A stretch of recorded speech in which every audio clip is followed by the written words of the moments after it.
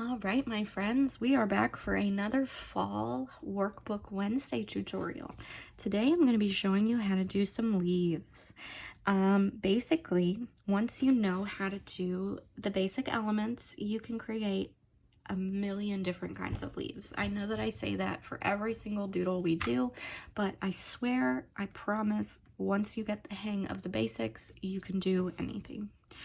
The very first step for drawing a leaf is to draw a line for the stem. And you know what, let me make that color darker. I don't think that was quite dark enough. There we go, that's better. So draw your line. Then add your leaf shape. As I said, this can be almost anything. You just take a basic shape and add some points to it. If you were here when we did the gnome, this is the same thing as drawing that beard. It's the down, up, down, up, down, up, down, up, down, up, connect. And that's the easiest leaf shape you could possibly do.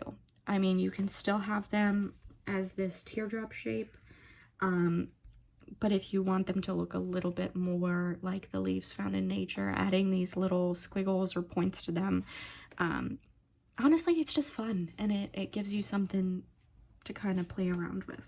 So again, we draw our baseline, down, up, down, up, down, up, down, up, down, up to connect. Pretty much the exact same shape as your gnome beard with just a few less points to it. The next step is to add the veining. This is similar to the texture lines we've been doing on all of our flowers. Basically, you have your main line, and then you can extend that to the tip of the leaf. And then you go in and have different lines branching out from the center point. And these kind of follow the shape of the leaf. So where you see how this outer line kind of mirrors this one, and then there's this line, so there's one here, and then there's more like more angled towards the top around the point. I hope that makes sense. And then all you do from there is you just add a few more little detail lines, few more little like spikes off those branches, and there is your leaf. So it's really super simple. The last step I like to do is just thicken up the little stem part so that it looks like you just plucked it right off a tree, and you could apply this, excuse me, to any shape for any style of leaf.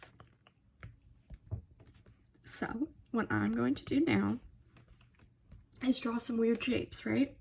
So if you think of leaves that are outside, there's always that one that's kind of rounded. I want to say it's like an oak leaf. That would be your base shape to start with. There are maple leaves that are a little bit more like pointed, I guess is the word I want to use. And basically, I ran off the artboard there. These are just some like squiggles, right? And then, you know, leaves can look like anything.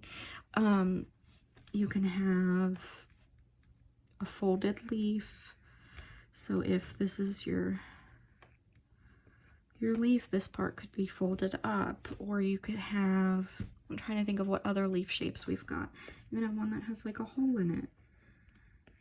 And so if these are your basic leaf shapes, the same elements apply for all of them. So you've got your stem and the outline, right? Then all you have to do is go in and put your original branches, and for this one, they line up with those round points of the outline. And then you just branch off of those all around in different angles. And you can branch off those branches if you want to. And there's your leaf. Same for this one. You can even kind of like wiggle your lines a little bit so that they're not perfect. But it's just a lot of those same like texture lines that we've been using in all the doodles that we're learning. And no matter what the shape of your leaf is, you can use the same elements, oops, to doodle and come up with something that works for fall. So if this is like the fold in that one, you can add some texture to it. I don't really like that shape, but we're just going with it for right now. I could do it better, I promise.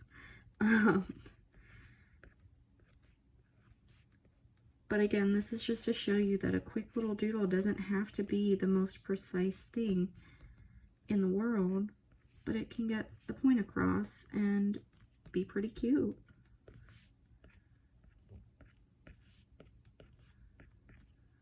All right, so there you go. There are 4 leaves. What did that take me? A minute at most?